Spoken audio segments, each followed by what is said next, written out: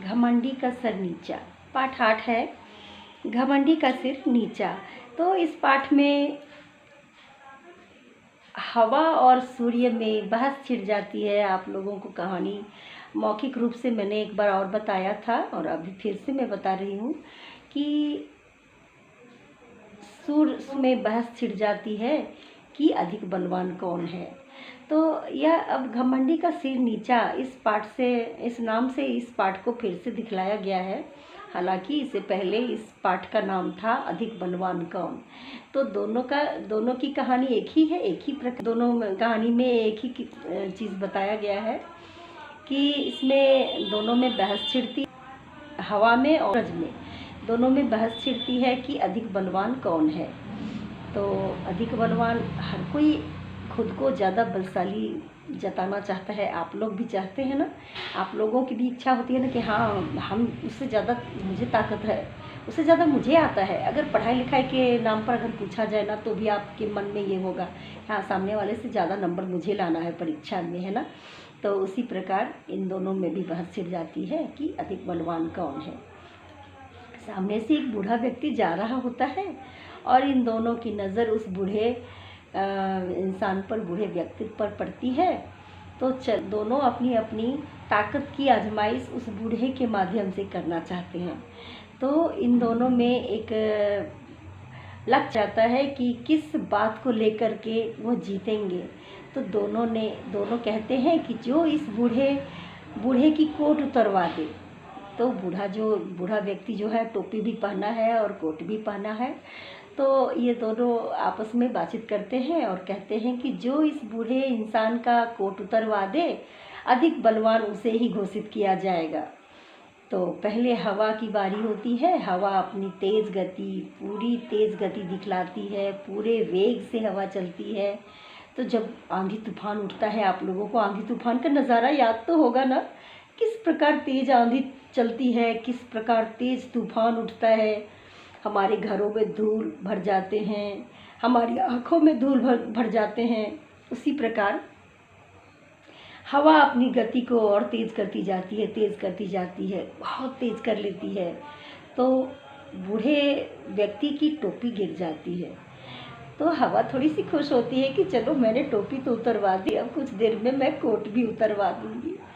तो हवा बहुत ही गति को तेज़ करती जाती है, गति यानी वेग, उसे वह तेज़ करती जाती है। जैसे टीवी का साउंड आप लोग तेज़ करते हैं ना, तेज़ करते हैं, कम करते हैं, अपनी बोली, अपनी आवाज़ को भी आप तेज़ करते हैं, कम करते हैं। उसी प्रकार हवा भी अपनी गति को तेज़ करती चली गई, बहुत ज़्यादा तेज़ करती चली गई। अंत में बूढ़े व्यक्ति के कोट का बटन भी खुल गया। कोट का बटन खुला तो वह जोर से अपनी कोट के बटन को पकड़े रखा, कोट को पकड़े रखा कि ये न खुलकर गिर जाए। अंत में हवा थक गई। बहुत देर तक हवा ने अपना रूप दिखलाया, हवा ने अपने वेग दिखलाए, बहुत तेज़ आंधी तूफान चलती रही, लेकिन बूढ़े ने अपने कोट को बहुत तेज़ी से पकड़े रखा और वह उसे खुलने नहीं दिया।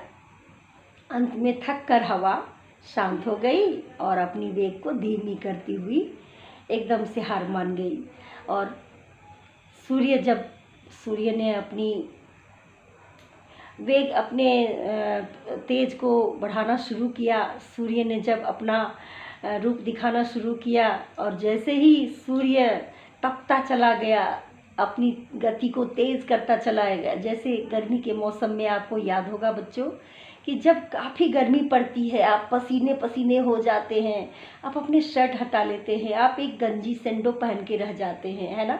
और कभी कभी आपका मन होता होगा कि खूब सारा पानी लेकर अपने शरीर पर डाल लें। फ्रिज का पानी लेकर आप डाल लेते होंगे, है ना, मैं भी डाल लेती हूँ। तो ऐसा हमेशा होता है कि गर्मी के मौसम में ना हम लोग बार बार स्नान करते हैं ताकि हमारे शरीर को ठंडक मिले। और वैसी गर्मी जब सूर्य अपनी तेज को दिखाना शुरू करे तब हम लोग कहाँ जाएं। तो उस बूढ़े इंसान की भी हालत, दुर्दशा बहुत ही बुरी हो गई थी। वह बूढ़ा परेशान हो गया कि आखिर कैसे इस धूप से अपने आप को बचाया जाए, इस गर्मी से छुटकारा पाई जाए। जब बहुत ज़्यादा वह बूढ़ा परेशान हो गया तो उसने अपने कोट उतार लिए और हाथ में रखकर जाने लगा। जैसे ही बूढ़े ने अपने कोट उतारे, सूर्य हवा की ओर देखकर मुस्कुराया। हवा ने दोनों हाथ जोड़े और कही कि मान गई आपकी ताकत को, आप ही ताकतवर हो। तो बच्चों, समय समय पर हर कोई ताकतवर होते हैं। हर इंसान जो होता है ना, वो ताकतवर होता है और बलशाली होता है। हर किसी में कुछ ना कुछ अच्छाई होती है और उस अच्छाई को लेकर के वह आगे बढ़ा है। तो इस पाठ में यही बताया गया है, जिससे मैं प्रयास करूंगी और बेहतर तरीके से आप लोगों को दिखलाने का। बहुत छोटी सी कहानी थी, जिसे आप अगर देखेंगे तो आपको बहुत ही मज़ा आएगा और गौर से सुनेंगे तो और भी मज़ा आएगा। तो इसके साथ ही इस पाठ मैं समाप्त करती हूँ। इसमें कोई प्रश्नोत्तर कार्य नहीं है। तो चलिए, आपका स्वागत है। धन्यवाद।